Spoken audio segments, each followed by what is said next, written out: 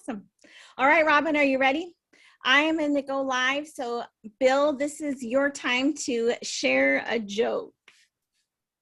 Okay, I'm going to share a screen first, okay? Okay. Wait, I don't know if I've given you permission. Let me make sure. I don't have permission. You now have permission. Let's see. Okay. Do you guys see that? Yes. Okay. Just real quickly, up here in Garden Grove, we have a meeting the first Saturday of every month. Okay. But it's a creation lesson, and creation tells us something I hope everybody knows every day. You are important. You are loved by God.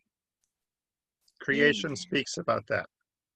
And one way that he shows his love is by his great creation of the dog, man's best friend. Okay, before you get started, we are live now. So let me go ahead and do a little introduction just so that everybody knows who we are and who you are. Does that work out okay? Yep. Okay, so I'm Terry Camersell here with Creation Fellowship Santee. We're a group of friends bound by our common agreement that the creation account, as told in Genesis, is a true depiction of how God created the universe and all life from nothing in just 6 days a few thousand years ago. We've been meeting most Thursday nights here on Zoom since June of 2020. In fact, our first speaker is here with us tonight.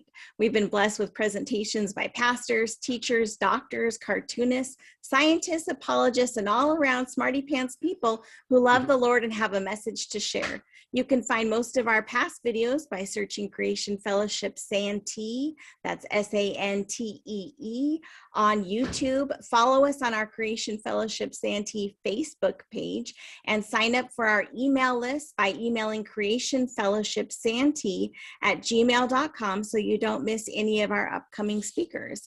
And like I said, tonight we have Bill Morgan back. He's our friend from here in Southern California, and he was our first speaker on our Zoom fellowships. And he also came back a few weeks ago to talk to us about the amazing design features of the dog. And that was Could You Build a Dog Part 1. So tonight he's here to share even more features about how the design of the dog points to our creative God. So Bill has been a mechanical engineer for 37 years. His work included design work on nuclear submarines. He was raised going to church but became an atheist when his biology teacher told him that we were descendants of ape men. He truly thought Christians were anti-science morons, sadly. Science led him back to Christ. He has debated over 40 atheists, and he goes street witnessing 3 to 4 times a week, telling lost sheep about truth, love, peace, and eternal life and hope. I missed that part. That's important. His YouTube channel can be found by searching Bill Morgan Channel, and you can call him if you'd like to talk to him at 714-898-8331. So with that, we're happy to turn it over to you again, Bill. Great. Well, it's an honor and a blessing to have this time with you. And my goal is for God to be glorified and for you to learn more about dogs and to perhaps to use them to evangelize. And I will start with my joke and I'll give you an evangelism tip. A few years ago on Mars, the head Martian went to one of his employees and said, I'm going to send you to Earth and I want you to study life on Earth. Study it extensively and come on back and report. So his employee flew to Earth and was very secret. Nobody saw him, but he spied. And he observed many things. He observed people with dogs, people feeding dogs, people picking up dog dew, people grooming dogs. And he returned and said, sir, it's a planet run by dogs. Dogs are the kings. And they have these 2-legged servants called people that do everything for them. And that was his report. And it's hard to contradict it. Amen? So, anyways, we love taking care of our dogs. Little dog witnessing tip. About 2 weeks ago, I was speaking at a church and a woman was walking her dog. And before I get to the tip, a little review from part 1. Every hair follicle on a dog has its own muscle, oil gland, and 2 blood vessels, a supply and a return. I calculated on my dog that she has about 14 million hairs. And a hair follicle could have more than 1 hair. But so my dog has approximately 14 million tiny muscles, oil glands, and 28 million little blood vessels just for her hair. How in the world could an atheist even try to begin to explain that? What a beautiful design by a beautiful God. So this lady was walking her dog, and I said, could I tell you an interesting fact about your dog? And she said, sure. I said, every hair on your dog has its own muscle. Every hair follicle has its own muscle. And I said, your dog probably has about 20 million. She was amazed by that. And I said, wow, isn't God great? And then I asked her my favorite witnessing question. And if you remember only one thing from this lesson, this would not be a bad thing to remember. The best witnessing question to ask someone is, can I ask you a question? People will always say yes, it seems. Then here's the great witnessing question. I asked this lady, what do you think will happen to you after you die? And I ask it with respect and kindness. It's a great question for family, friends, and strangers. And she says, I don't know, but I think about it all the time. To summarize, I shared with her, what does the Bible teach on who goes to heaven? She had no idea. I said, we only go to heaven if we are forgiven. And we're only forgiven if Jesus is our Lord. That means our boss. We need to do our best to treat Jesus as our boss. And I asked her, would you like to pray right now to be forgiven and have Jesus as boss? And she said, yes. And we prayed. And I encouraged her, you have to read your Bible. Try to read it every day so that we have a good relationship and knowledge of the boss. So the dog hair is a good little introduction to talking about the greatness to God and the need for him. And once again, asking people politely, what do you think will happen to you after you die, opens up a great potential witness. Any comments or questions on that?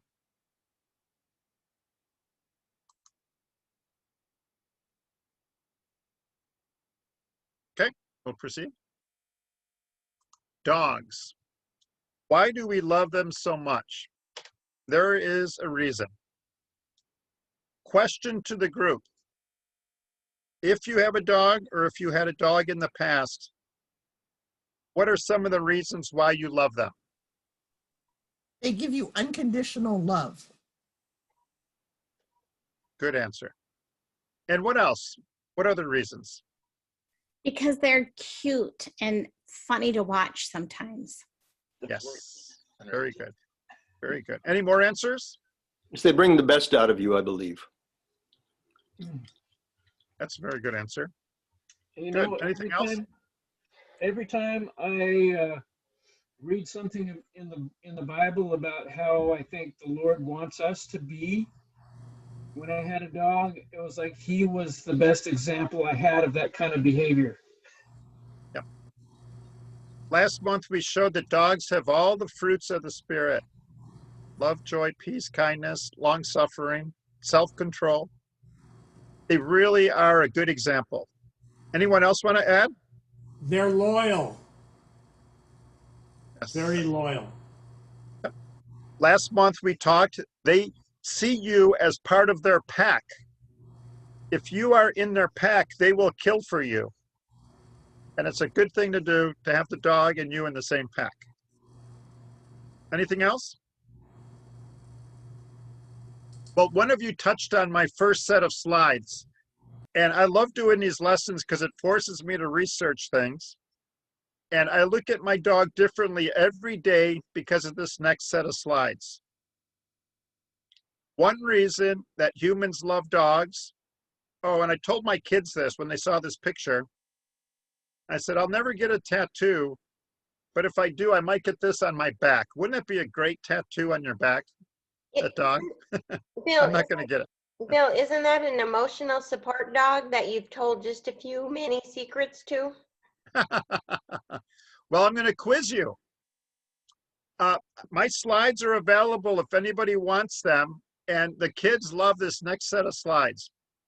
Well, one reason humans love dogs is they have the ability to make human expressions. If you have a pet bird or a pet snake, that's wonderful. But one nice thing about our dogs is they make human expressions. And I look at my dog differently every day now because I see all the millions of expressions that they can make. And I love it. And the expressions can touch our hearts, can it not? Look at, don't you have compassion for that dog? So we're going to play a game and everybody can participate. We're going to play the game of why does that dog have that expression? Ready? Let's do it. Why does this dog have this expression? Is it fear, food, or fun? You can Shock, shout out your answer. shock, Fear. Anyone else? food, food, Food. Answer it. Oh, sorry, Fun. what? Fun. Fun. He looks like he just swallowed something toxic.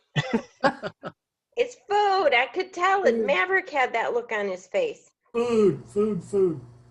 Yeah, sees but when those- I scolded Frodo and Sonya because I was trying to figure out who did what, they had that kind of look like, huh? Not me. That's the look of sin, is it not? The dog knows what to do, but it's so tempting. Amen. I love it. He is pondering his short-term versus long-term future, which sin does for us as well. Okay. What is this dog saying? I'm mad and I'm ready to fight. I'm ready to play. Or what in the world is that? I'm ready to play. What's that? Play. What in the world? What in the world? I say play. Play. No, that's what in the world is that? I'm ready to fight. The cat is abusing it. That cat better get out of there soon or else it's going to be in some trouble. But what a beautiful expression. Amen. I'm scared. I'm going to attack or I'm playing. Play. Play. I'm Play. going with play again. Playing. Playing. But once again, look at that expression. Doesn't it really touch our hearts? There are many faces they can make. And there's design behind that. We're going to talk about the design. Fear.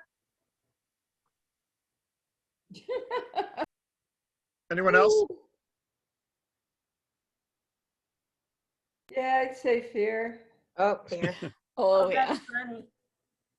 That nice human is sticking a deer face right in it. So that's fear.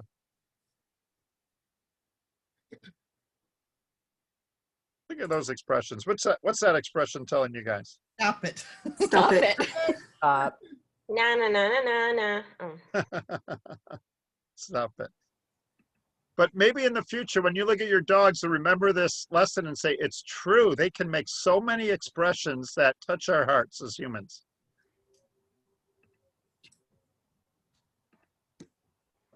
I could die. Yeah, I could die. I agree with that one. Anything else? It's on the attack. He is an attack against that little dog. But I would like to give glory to God for designing the dog to communicate through his expressions. How else did God design dogs to communicate to us? Anybody? Barking. Tail wagging? You got it. Very good. The north end is the face. The south end is the tail wagging. Absolutely, dogs communicate to us through tail wagging. Now, there's many different things, and you've probably seen it. The speed of the wag, the pattern of movement, and how big the tail wag is. Amen. Does anybody care to share a little bit about dog tail wagging that you've seen in the past? Well, when a dog is really happy, the tail goes really fast back and forth. Or that's been my experience. But my grand dog was a husky. Sometimes their tail gives them away. Like if you're trying, like our puppy will sometimes pretend like he's not caring, and then as we get closer, like he's just frozen and like waiting, but his tail starts going, so you know that. Have you ever noticed they wagged their tail like, am I okay? Am I in trouble? I hope I'm on your good side. But God designed them to do that as well. Okay. If any of you want, I can email you this. It's a fun little quiz. I got it off the internet of the different positions of dog tails. Does anybody want to comment on any of them? Number 3, I think, is the easiest. But it's down between their legs. Yeah, it's submission and fear. Exactly, exactly. Go ahead, anybody can comment on any letter you want.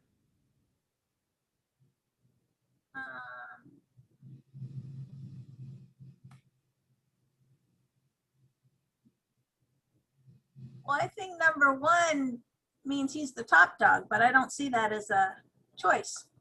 Okay. Dogs very happy usually, or they're secure. They're feeling good. Okay. And again, if you want me to email it, I can, and you can take the quiz. But according to the website that I saw, and there it is, how to interpret your dog tail wags. He's on the alert. The second one is like, he's checking you out. He's not too sure. And I never knew this, but according to this website, sometimes they wag it in only one direction. I have never noticed that, but that's what they said. All right. So dogs communicate to us many ways. And since they're called man's best friend, we communicate with our friends, right? Okay, I need a volunteer. Who would like to volunteer?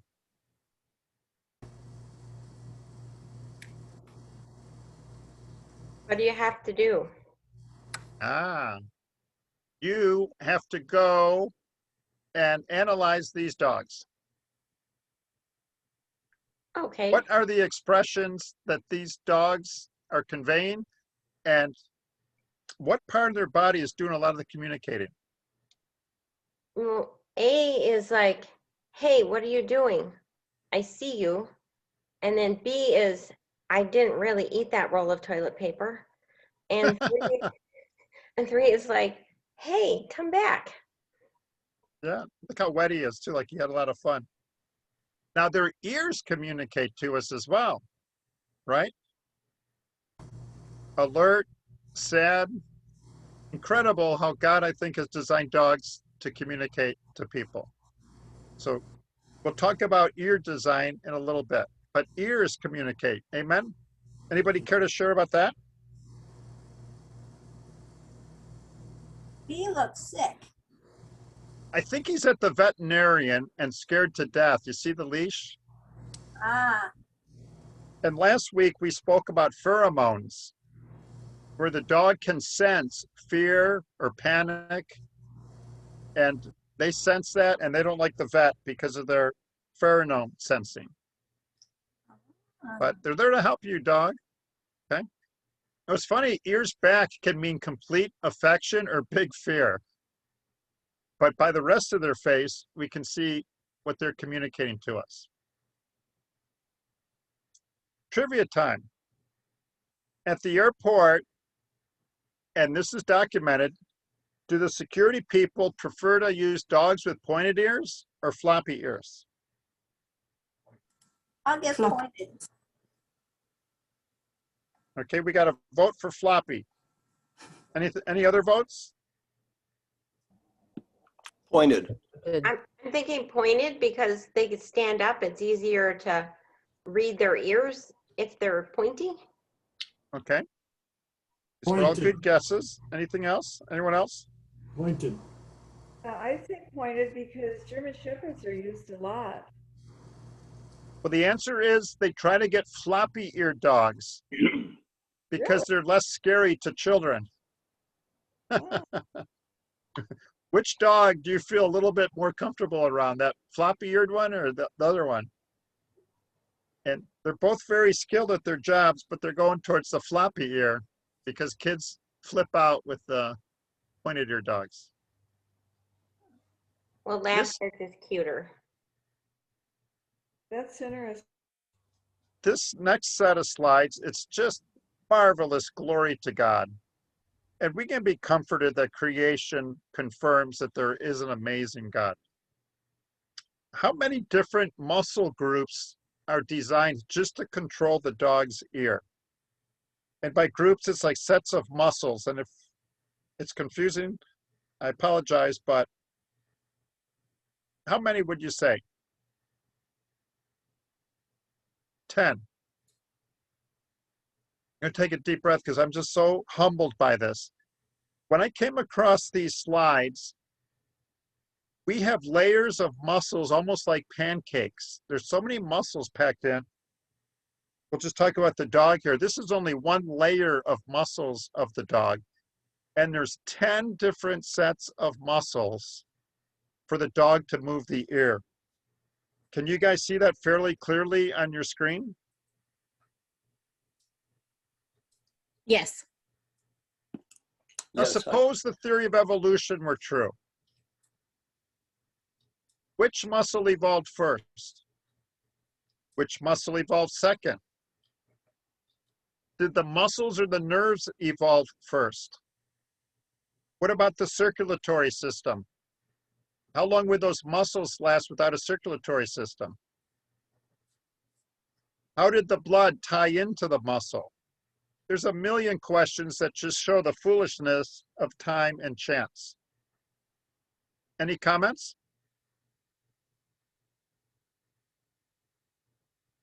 I have a comment. It's hard to answer that question when you say if evolution was true, which one would have evolved first, because it's so obvious, the irreducible complexity that it couldn't have happened that way.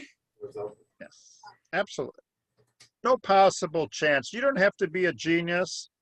All you need to do is have an IQ of about 30 to recognize that's a beautiful design. But a lot of people deny it because they're either emotionally mad at God, they don't want to listen to God, or they've been simply brainwashed into thinking it's a ridiculous belief. But an open-minded person with no bias would see that as a design. Now, how many people in this group would admit that you couldn't even draw this picture? There's no way I can draw that. No way. No, I couldn't. Out loud. And version. not.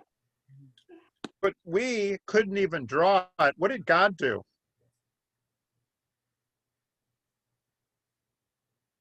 He made it and formed it. I love this little tidbit. Every design, what's the very first thing that comes up before something's actually a design? A thought? The thought. I love your answer. God thought of all these muscles. Then he designed it and then he built it. What a great God. All of these muscles that we see was in the mind of our great God. Any comments on that? I would love to hear comments on God had to have the idea for these muscles before he could design it. Makes me think of the 3D puzzles, like almost like Lego projects, but they make like 3D puzzles, not just jigsaw flat puzzles, but three-dimensional puzzles. And so, like you asked, if we can draw it, we can't even draw it, let alone like then to make a puzzle of it, but he made it 3D. Amen. And that little dog started out as a fertilized egg, one cell, with the information to make every muscle that you see in this picture. Information cannot arise by chance. There has to be a brain, an information source. Is God glorified with ear muscles on dogs? Amen. Humans, could we design this and build this? No, Couldn't we even could think barely about build the picture, make the picture. No. So just the little ear muscles on dogs destroys atheism and the theory of evolution. Look at that. Isn't that a beautiful dog? Anybody know the breed? Weimaraner. Weimaraner.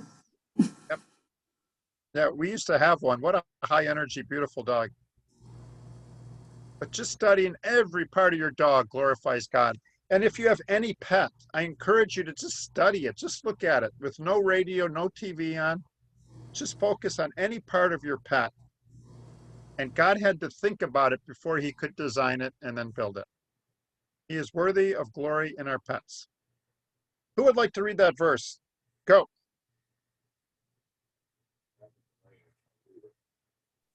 I nominate Rachel. Thank you, Rachel. Okay. Lord, you are my God. I will exalt you and praise your name, for in perfect faithfulness you have done wonderful things, things planned long ago. Isaiah 25:1.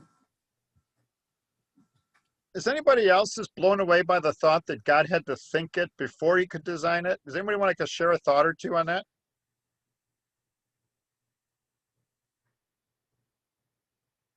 Well, it's even more impressive when you think of how quickly it happened. I mean, I guess we don't know how long he was thinking of it before he made it, but we know how quickly he made it. Mm-hmm. Like just look at the veins in the back of your hand. God had to think of the diameter, the wall material, the direction, the support. That may have been the funnest part about it. Don't you just ever just sit and think about things that you would like to build or design? I do. I love my job as an engineer. It is so much fun to try to come up with the best way. I'm an engineer. Oh, great. Great.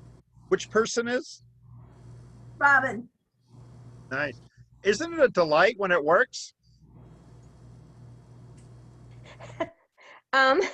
Yeah, And when it doesn't work, we find someone else to blame. Amen? exactly. Another volunteer needed. Terry, could you pick another volunteer? I choose June this time. Thank you, great. June, for volunteering.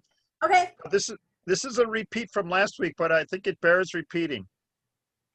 Suppose you were placed in charge of an important project. You could hire everybody, 8 billion people working on your project. Unlimited funding, June. Every laboratory is going to work for you. Could you and every person on the earth design and build a living dog? No way. I could build a robot dog though. Well, I have a view that we would like to think we could, but we would fail if we tried. Because first of all, you have to think of how you're going to design the ear. And there would be the failure right there after listening Amen. to you. Amen. We can't even design one atom. How are we going to design a dog, right? But isn't it tragic that our schools only teach time, nature, and chance, and so many millions of innocent students believe their teacher and they go on to their next class? Absolute disaster and travesty. Well, you know, And there robbing is, God of his glory and robbing kids of hope, peace, and joy. God there doesn't is make things, God makes systems. Now, I'm not picking on the term irreducible complexity, but to me that simply means a system. Like your laptop is a system. It's got keys, it's got wires, it's got a screen. What is the most important part of a laptop? And it's a trick question. They're all important, correct? That it works.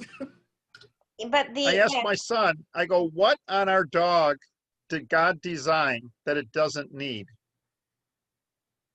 Does it need the fur, the eyes, the ears, the mouth, the muscles? Everything. So a system is a bunch of components that all work together to keep us alive. Dogs are a system. And June, what does your last name begin with? M. You have to design, hey, the muscles, what a coincidence. If we gave you a break, you don't have to design the whole dog, just design the muscles. Think you could do it? No, because I would need something to feed the muscles, like blood, and I would need an oxygen system in order to give them, put oxygen in the blood to feed the muscle. It would take all kinds of systems to make them work. Yep, you'd have to work with all the other departments to make it work. Yep. And sadly, once again, our schools are teaching time, nature, and chance made the dog. That's sad. Pardon me? I said, that's sad. That they would It is. It's ruining kids' lives, ruining our country. Because I meet these kids, I go witnessing, and they're miserable. And not to digress, sometimes I'll ask somebody, I'll ask you guys, and you can answer if you want. How do you deal with the pain? Pain of what? Life. The pains that life gives.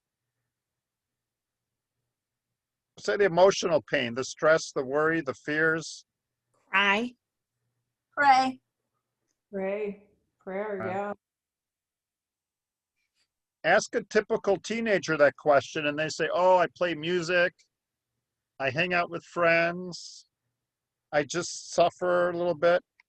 These poor kids don't have the God option where we can rely on God to help us to get through the pain as we walk through the valley of the shadow of death, right? But these guys are all on their own and just lost. They need God and they're not being presented the God option. Trivia time. On which day of creation did God make dogs? 5. Day 6. 6. Or 6. Land animal. Land animal. Yep, the answer is day 6. Science class. Hey class, how do you think dogs originated? Well, Ken Ham Jr. is in this class. Does Ken Ham have kids? Do you guys know? Yes, in fact, one of them is married to Bodie Hodge.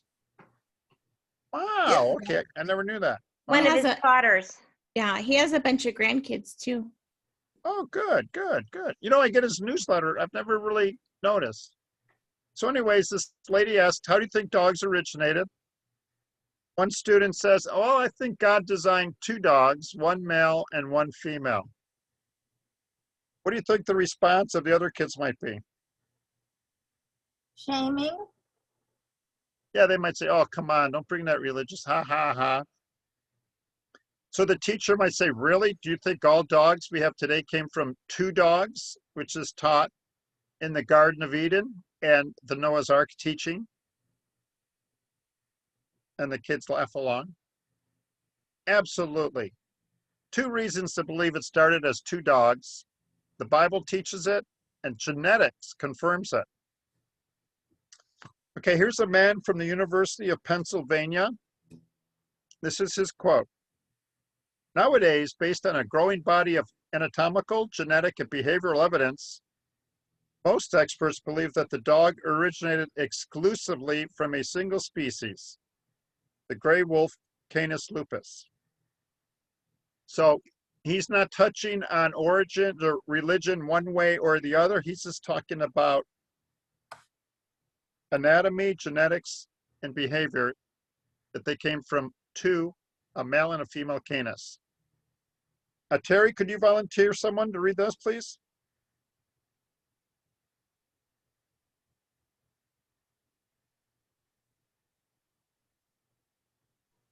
Terry? I volunteered Jeff, the geologist. Oh, I was going to say, for I am not ashamed of the gospel, for it is the power of God unto salvation to those who believe. Romans 1:16. Yes. Genetics and biochemistry glorify God and the Bible. We don't need to be ashamed. Now, why did the first two dogs have to start out as adults? So they could have babies? Because puppies are helpless. Somebody's got to feed them, right? Ah, yes. My dad was a very intelligent man. He never went to college, went to World War II, and then went to work. He would say things out of the blue that I just loved. We were coming back from golfing, and out of the blue, my dad said, "Son, Adam and Eve had to be adults." And I knew something good was coming. I said, "Why, Dad?"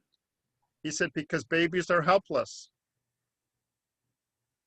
Sometimes when I witness, I ask people, could you imagine if God created a one-day-old baby boy and a one-day-old baby girl as the first humans? What would your comments be about that? It would have ended there. Exactly. They can't even lift their heads.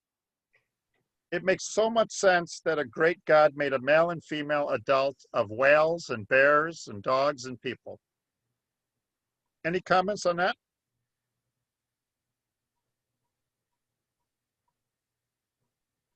Okay. True or false? Dogs are born with teeth. I don't know. That's a good question. Baby teeth. Little tiny baby teeth. They're real sharp. Anyone else?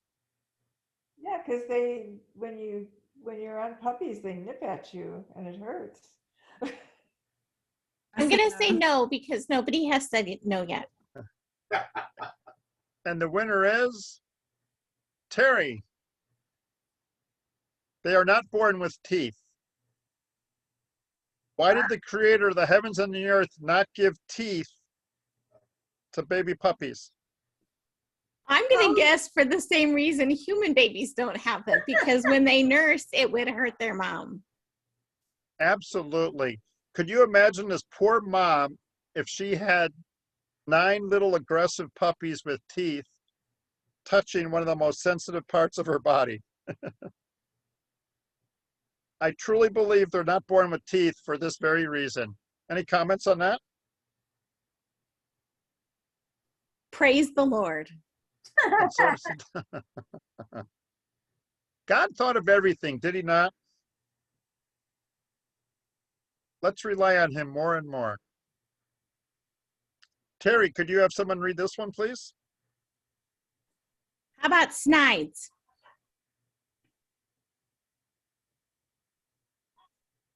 Are you still with us? Going once. Oh, there we go. Give unto the Lord the glory due his name. Amen. It is due to him. Look at that dog. What a beauty. Cuteness is designed. Oops, I'm sorry.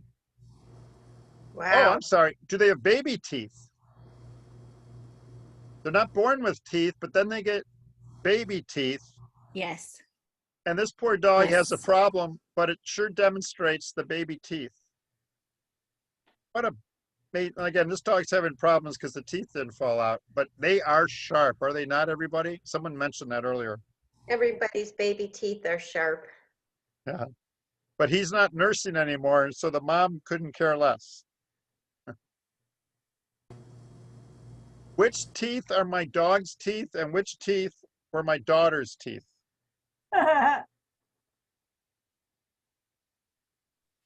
Hopefully the spend bottom one's your daughters. I asked the Lord, why could my daughter have straight teeth like that and save me $3,500? Look at the perfect design, though, of the dog's teeth, how they fit.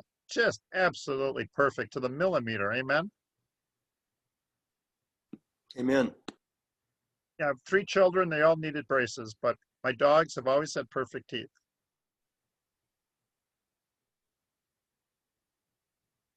So sadly, some people, it's not the majority, debate on the origin of dogs.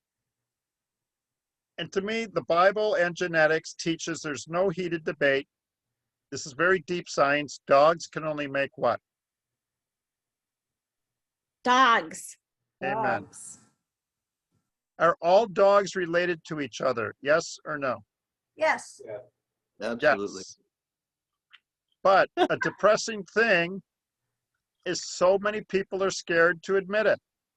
When I was researching this lesson, I came across a bunch of brilliant scientists like this man who quoted earlier, and I sent them a letter like this. He never replied. One person replied and said, "It's interesting what you said," and that was about it. I'm an engineer. This is what my email was. I love science and I love dogs. I saw your quote about all dogs coming from a single species. I asked these people on the internet that are dog experts, I think it's a shame that people in science are terrified to say that animals originated from a single species with the potential to make a lot of variation. The original animal appears to be the result of design. Students can seek out on their own who the designer is. And I asked them for their comment. No one replied. I really feel the universities are filled with a lot of people who love God and believe in creation, but they're terrified. They're scared to death to even mention it. Any comments on that?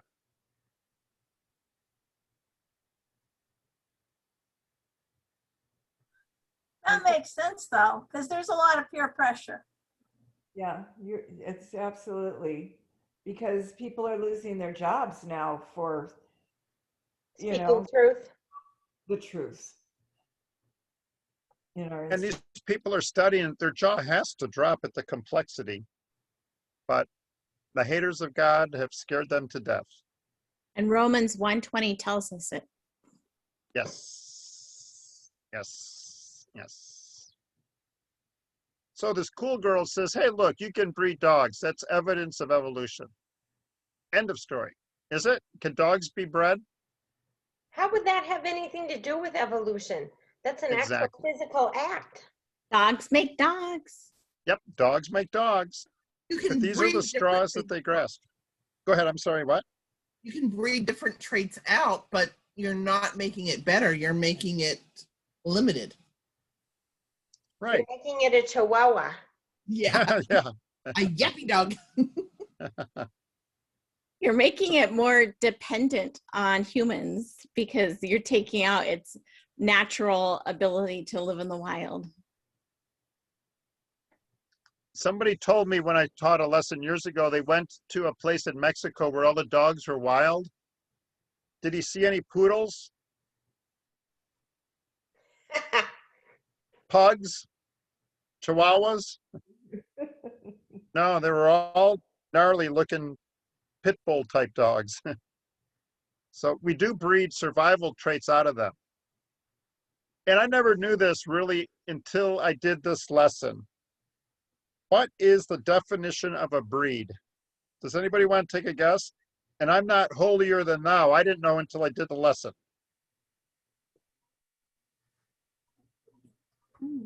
Could it be a kind? Good answer. It's a man-made definition. Now, I think when there's enough recognizable traits that have been bred into a specific variety. Very good. Very good. The American Kennel Club would agree with you. A purebred will breed true. That means 2 Rottweilers are purebreds if they always produce dogs recognizable as Rottweilers. So what you've almost done is bred out all the variation that the dog could have. It's like almost like a dead end. Okay. So it's a human definition. Is it evidence that evolution is true? No. Be careful.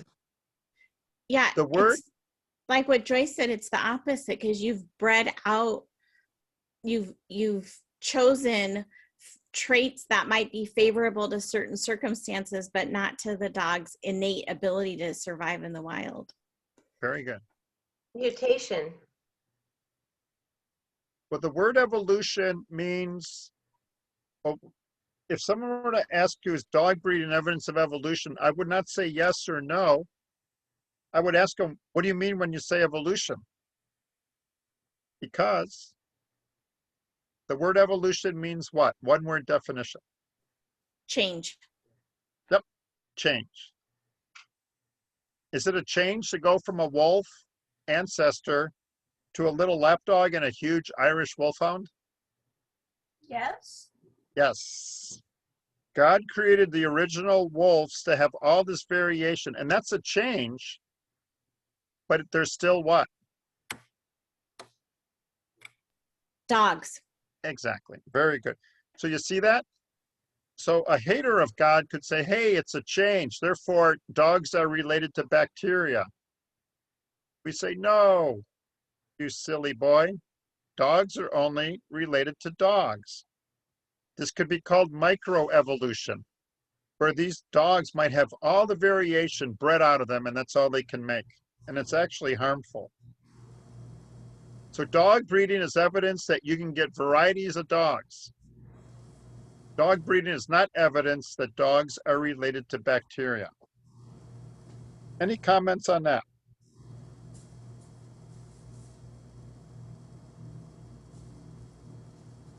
Any comments, any questions? We do have some questions that we're saving for the end. Okay, Unless I hear you talk about something that's related to it, then I'll bring it up. But we have a little bank going of questions for the end. good, okay. So this would be called macroevolution. Macro means big. That means bacteria is the ancestor to a whale. Microevolution, you can breed dogs, which is God's wisdom. This is a fun trivia question. How many breeds of dogs exist? And once again, I had no idea until I did this lesson, so there's no shame. Lots. That's true. I'm gonna guess 212. How many? 212. Wow, that's pretty good. According to the American Kennel Club, there's 197. According to other clubs, there's 400. I think there's a little politics and money involved. Hey, name this one a new breed. Well, I'm not too sure. Could we make a donation? Okay, it's a new breed. Again, it's only a human definition because of the traits, but there's many. That's an example of about 100. But a breed is not a species. It just has to do with the traits, because all of those dogs could interbreed with each other. They're the same species. Okay, here's a question I would like an answer to. Why did God create those original wolves with so much genetic potential for variety? Because he knew what we would want to do with them. Good answer. Maybe he I heard likes someone else saying chihuahuas. something. What? Maybe he likes chihuahuas. I think he loves everything. maybe just for our pleasure, so we would enjoy the variety. Okay. I like it Absolutely. because God is creative. Mm-hmm.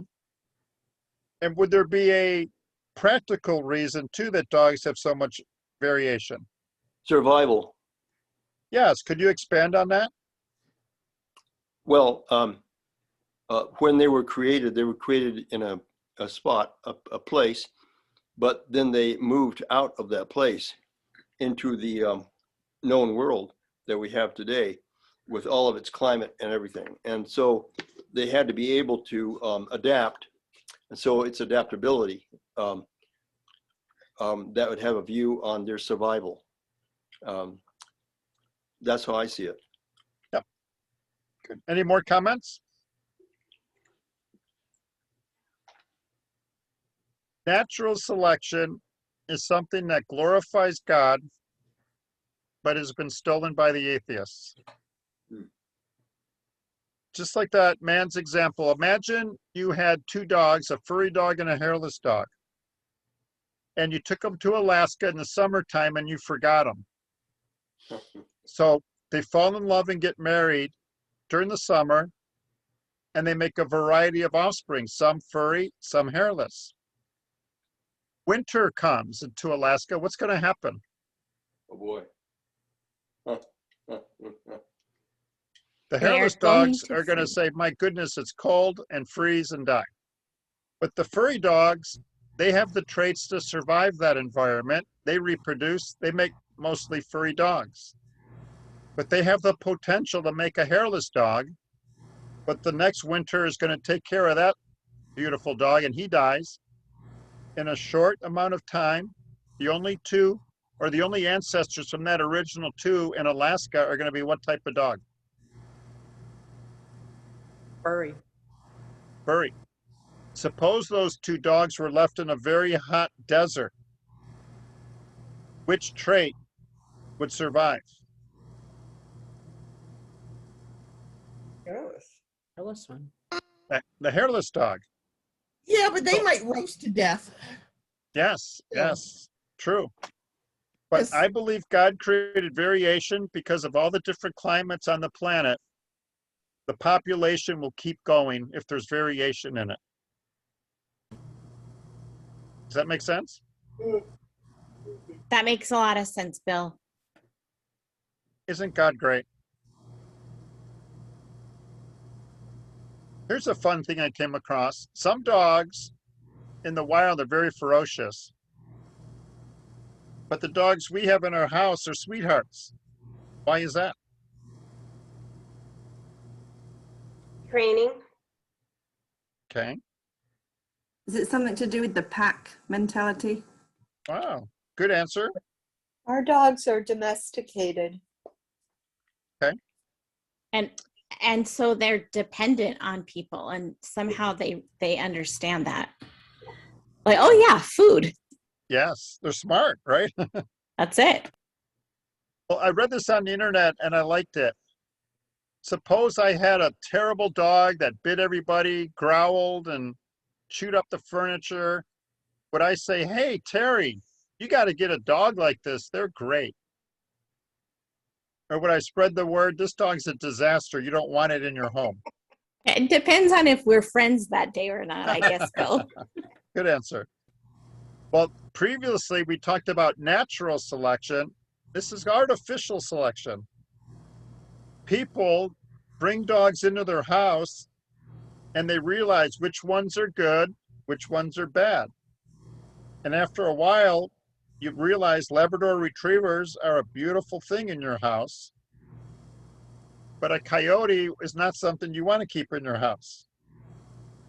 You get it? So nature often selects, but then again, people often select. Does that make sense? Any comments on that? I have a quick comment. My neighbor has the cutest little black lab. It's a little girl. Her name is Daisy Bell. I really like her. Oh. And now you can enjoy all the expressions on Daisy, right? Yes, and I don't have to be responsible for her. I can just enjoy the expressions. You know, if you offered to take her for walks, the owners would probably be happy to let you do that. You can have a little fun. Well, that's a good idea. Oh, you do? Oh, no, that's a good idea. Yeah. Does that look like a design or the product of nature and chance to you?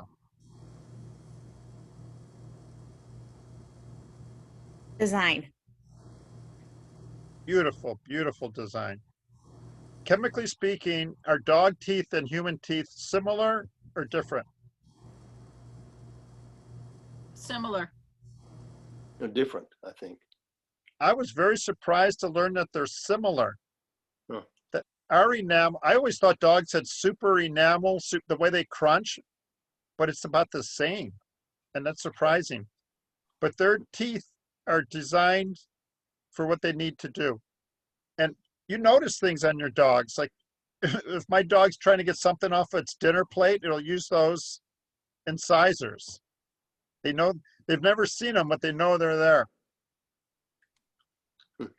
These dogs, a lot of times these are called fangs, but do you know what the proper name is? Canines? Are they, yeah, canine teeth?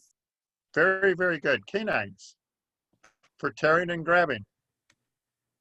And look at this one tooth right next to the canine. Look how little it is. It's almost like just there so the bone won't hit the gum, you know, to protect it from the pain. But those little molars, oops, I'm sorry, premolars, they shred and they chew. Look how they're all different sizes. And then you have the molars. My son calls these the mountain teeth, where they can crush. But I would enjoy it if somebody could reflect on these teeth and comment on how it glorifies God.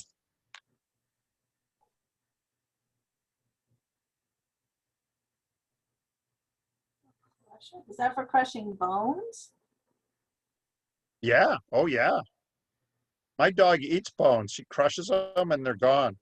But anybody want to comment on God's design of dog teeth? I think it's interesting that that our dogs have been able to learn how to, when it's okay to use their teeth for food, but then like when they're biting, you know, playing with us, they know how to be soft and gentle, and they'll still bite, but they'll do it gently. So God's given them that ability to distinguish. That's the voice of experience, because they get out of control and rough, but they still don't bite too hard. Very, very good point. Then they can pick up their puppies or they can crush a bone. Anything else anybody want to share?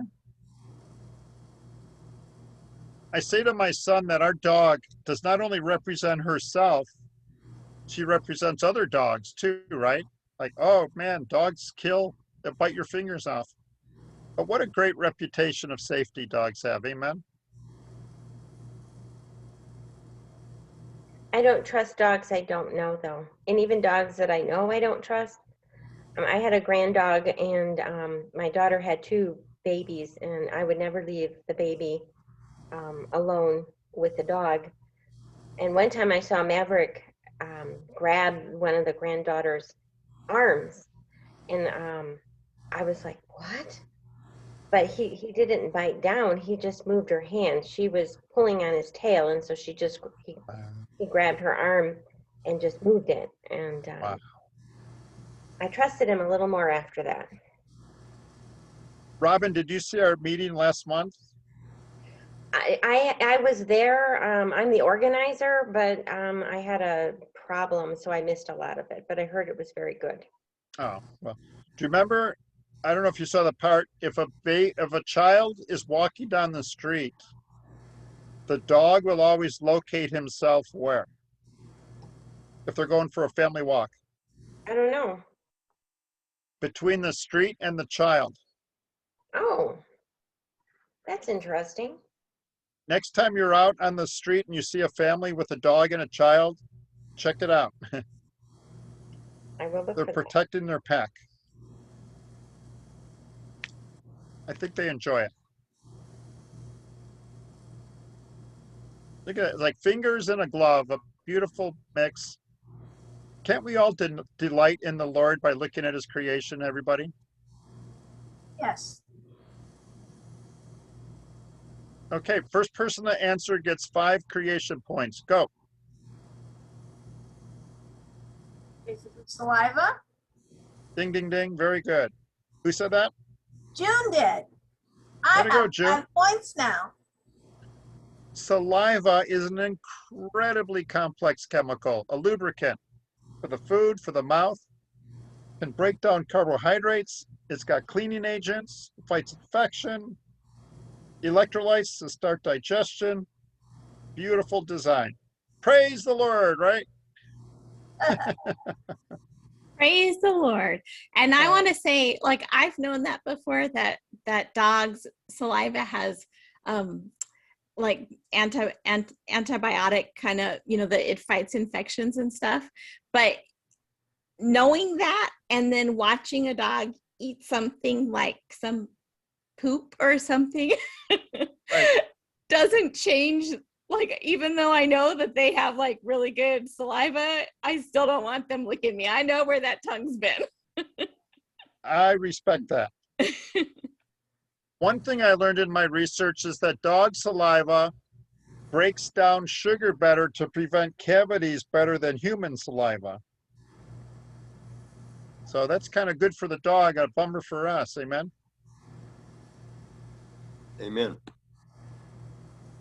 So salivary glands are not really that complex, you creation people. It could have happened over chance over millions of years, right? No. No. This is a kitty drawing. There's the dogs have 4 different salivary glands, and they all do a different liquid. They all produce a different liquid. Unbelievable. Ta-da! Here's a professional drawing. Could you guys just study that, meditate, and share what's going through your mind? Well, I have a question about the saliva. Knowing how all of those features of it and how amazing it is, are scientists using it for things like? I do not have an answer to that. I have not heard of it. Does anybody else have any idea? No. Not heard of it. And also on a related note, June wants to know if cats have similar saliva to dogs. You know what? I have no idea. It always seems that the cats have a very dry mouth, and I'm not a cat expert at all. Do any cat experts have any opinion on cat saliva? It always seems like their tongue is as dry as sandpaper. Any comments on that? I don't have an answer. Thank you. Cats have saliva. It's a my cat as far as the antibiotic part, I'm not entirely convinced, because when my cat bit me a few years ago, I got infected. So my understanding is that getting bit by a cat is almost worse than getting bit by a dog. Wow. I didn't know that. I did not know that either. Oh.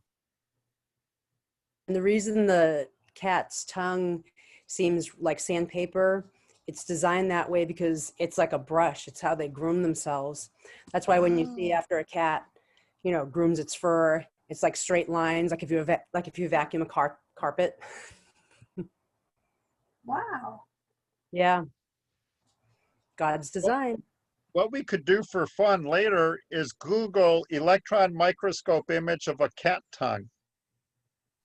I bet it would be incredible. Probably all these little spikes on it. But thank you for sharing that. And again, I'd love participation. Once again, we couldn't even draw that. God thought it and then spoke it into existence. And it's just a beautiful economy of space, isn't it? It fits in there so nice. I wish God could organize my attic for me.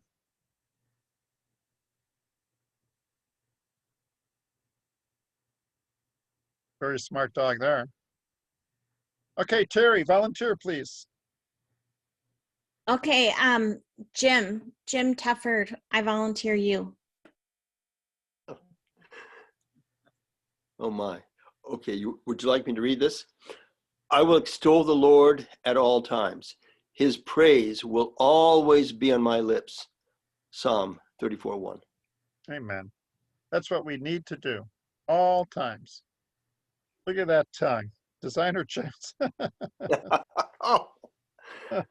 It's just looks like this dog. Okay, have you guys ever thought this? My son and I have a lot of fun. We ask our dog, why are you sleeping all the time? But how can it sleep all the time? Could you guys sleep 23 hours a day? Lately, yes, but that's because of some medication. I'm sorry to hear that. And I think we've seen this before, because I think I remember telling you they're not sleeping, they're refueling. But did we do this one last month?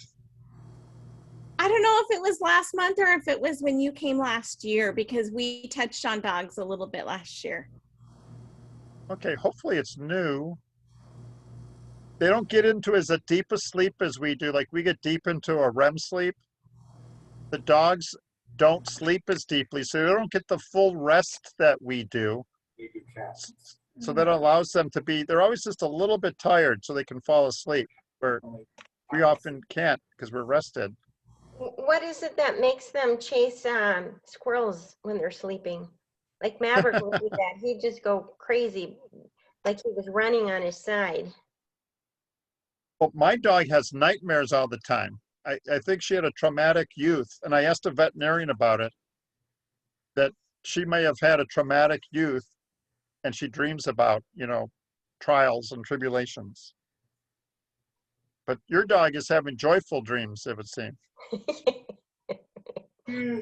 But why did you think God designed dogs to not get into a really deep sleep?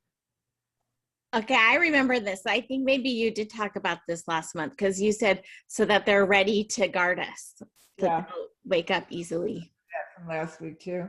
Not last month. Yeah. Wow, I hope the whole lesson's not been a repeat, has it? Oh no, this is the first thing that was familiar to me. Oh, okay. So they can, since they don't get into a deep sleep, they can sleep a lot and they can protect you, which is a beautiful thing. Are you guys scared?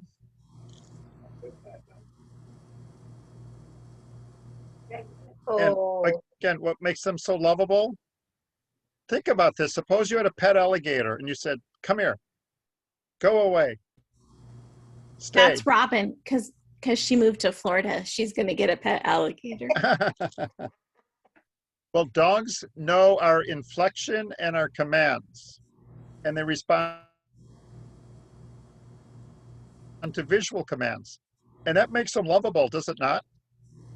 I don't know if you can train a snake, but I doubt it. But you sure can train a dog. Any comments on that?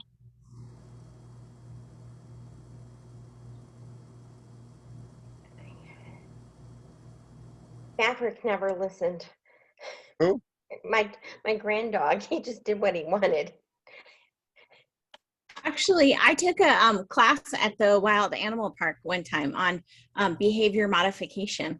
And it was interesting to find out what animals you can train that you might not realize. Like you can train, you can housebreak birds so that they don't have to stay in a cage, like they can be loose in the house but you have to be very consistent and diligent with it. But you can time how often they poop, and then you can plan it out where they're at their perch at the right time, so you can train them to do that. And we got to see behind the scenes how they train the elephants for husbandry and stuff, and they make it totally voluntary. The elephants choose to come over and have their husbandry because it's a reward to them.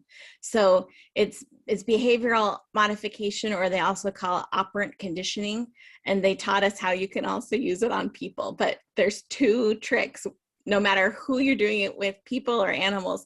Number one, you have to be consistent. You have to be consistent.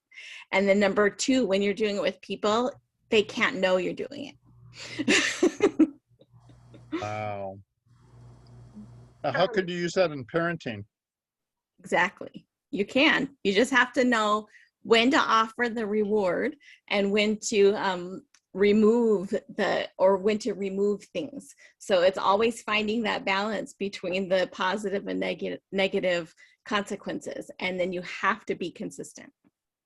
Wow. My son had a turtle. We called him Godzilla. And when I would come over and say something, he would come to the glass and look around for me, because he knew that I would give him a treat. And my son said he didn't do that for everybody. Just when I would say something, Wow. Godzilla would swim to the glass and look around. Smart animal. I never saw like that for a turtle before, but I understand that turtles are a lot smarter than we give them credit for.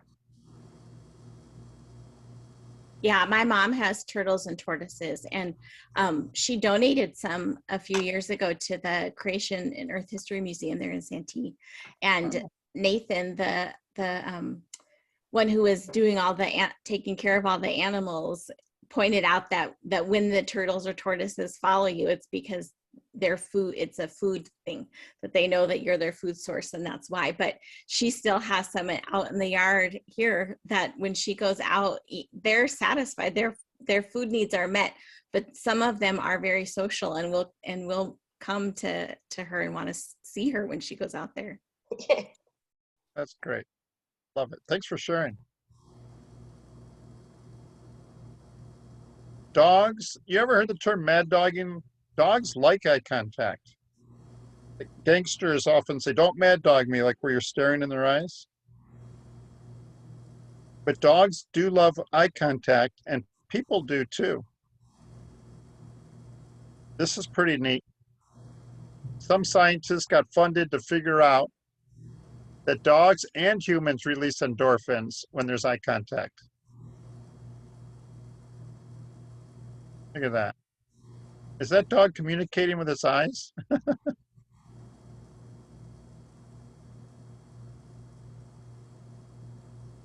We love them. And just today, I was watching my dog do this expression, and I was thinking about this lesson tonight. They really, really know how to work a room, don't they? They know how to pull our heartstrings. Anybody care to share about that? Sure. I go to this Bible study, and there's a little dog named Brooklyn there. And Brooklyn comes up to me because he wants some food. So I give him some food, and I pet him, and he stays by me as long as he wants to. And then he leaves for another person. And he goes around the room, and he knows just exactly how to get what he needs, the food. And I think that's very, that shows the intelligence of Brooklyn. But he works his eyes on you probably, right? Oh, absolutely. Absolutely. He'll stay there and stare at me. If I'm standing up or sitting down, he will stare at me right in my eyes. I love it. Yeah. I love it. But besides glorifying God, if you just delight in dogs more, this would have been a blessing, perhaps, this lesson for you guys. Anybody else care to share how dogs manipulate you with their beautiful eye contact?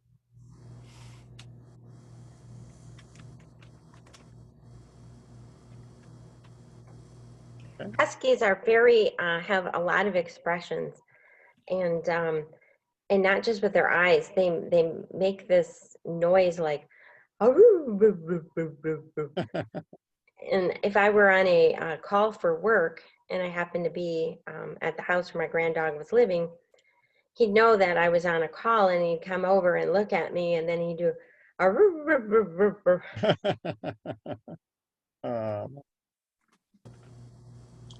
Yep. Love them. Well, getting to the science a little bit of it, dogs have special muscles that hardly any other animals have to manipulate their eyes to produce hundreds and hundreds of eye expressions. And what's interesting is some wolves do not have them. They've lost them perhaps, but it could be one of those artificial selection traits that people have kept in bred dogs who can make those expressions. Terry, I need a volunteer. Okay, I call on Jeff. Jeff, what expression is this dog saying? And there's no right or wrong answer. I think so.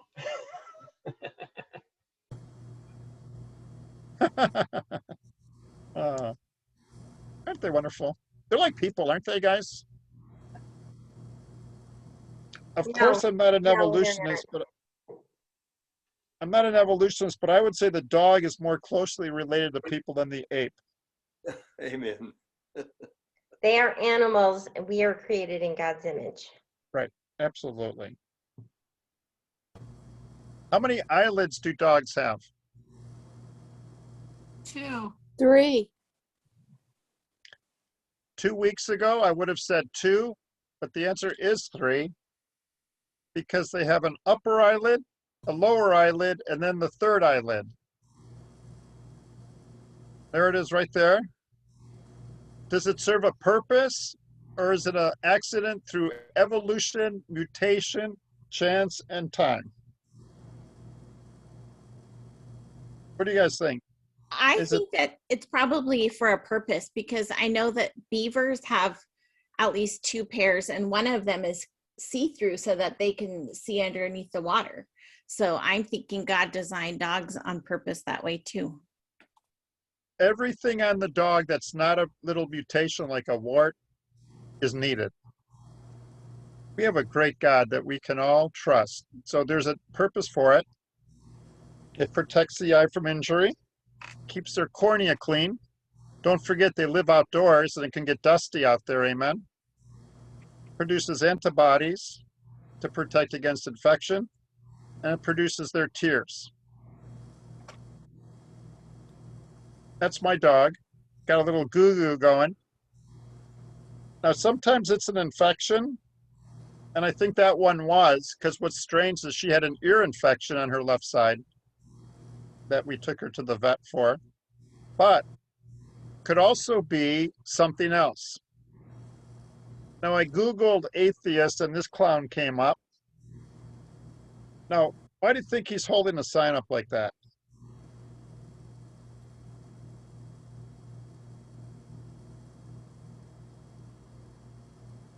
Anybody? To make his mom angry? Yep, attention. Even negative attention is better, right? So on his deathbed, I wonder if he's going to be bragging about his atheism. What do you think? But anyways, on his deathbed, he'll be crying out to God. If someone's an atheist and they see this next set of slides and they're still an atheist, I cannot do anything to change their mind using science. I love this. Tears. Tears are an amazing thing. How many layers of liquid make up our tears? First off, do you guys know there's different layers to our tears?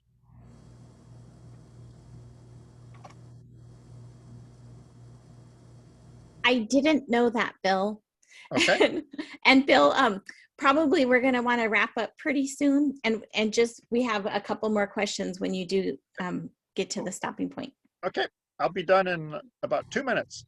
First, we have the cornea, but let's talk about layer number with the number 3 on it. There's 3 layers to tears.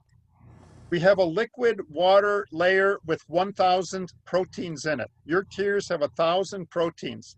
They fight infection, they provide nutrition to the eye. But if you had only water on your cornea, it would slide right off, like water on a pool ball, billiard ball. So God designed a mucus to hold the tear to the eye. That's layer number 2 here, you see it?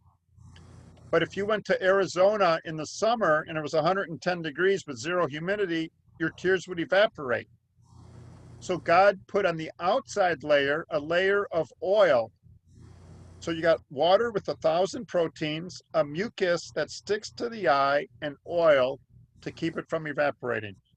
If someone doesn't see design in that, I can't help them. Any amens to that? Amen. What a great God. So God made dogs. Terry, could you read that one, please? Yes, my mouth is filled with your praise, declaring your splendor all day long. Psalm 71:8. If you turn it, and the end.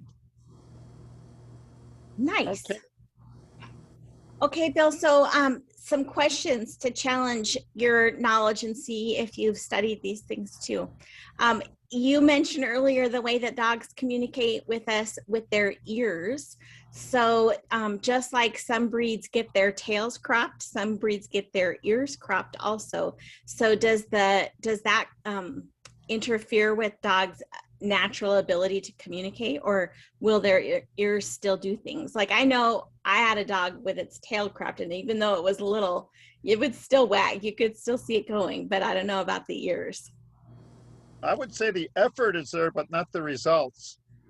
And sometimes I feel bad when they crop a dog's tail too much because it keeps its private stuff warm. That there's a function to their tail. When it's cold outside, that tail is like a nice warm blanket. So I would say it does impair their ability to communicate if their ears are cropped. And we had friends with a Rottweiler. They cut that tail so short. I won't get personal, but the dog could not be as warm on a cold Barstow night as it could be. Okay, I get that. Okay, and then another question from somebody watching along on Facebook is, I have heard accounts of dogs that have traveled on their own 1,000 miles or more to find their way back home. How is this possible? Wow. My little story is I once went to a barber when I was a teenager that I'd never been to before. It was a mile from my home, and my dog got loose and came to the barber shop. Absolutely incredible. Now that example might have been the sense of smell. Yeah. I've never really thought about it, but I've heard they find their owner. Wouldn't that be by the sense of smell? From what I understand is a lot of the police dog can pick up scent from people that are gone for a long time, and also they can distinguish that scent. Wouldn't that be able to lead you back to where you came from? I would be guessing, but I would say it has to be the sense of smell.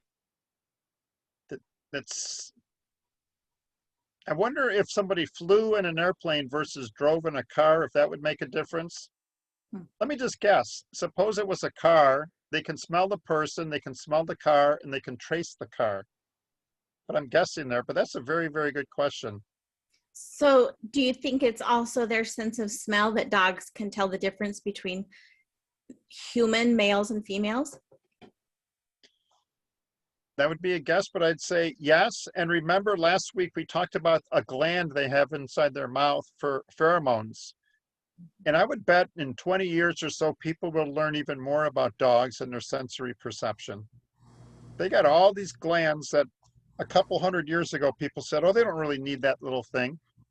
They have a gland, I think it's called the Jacobson gland, where they can smell things underwater. They get a little water in their mouth and they can detect smell underwater.